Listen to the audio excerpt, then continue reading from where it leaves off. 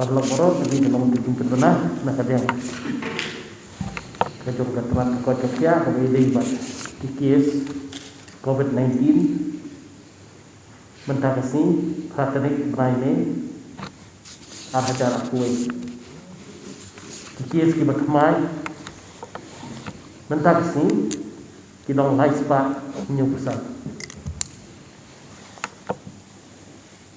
kita jam dan kita recover kilong sispa sankuar baru kikis kibalang positif kelemlang apa berjelas ini kilong arhaja ndrespa nyufra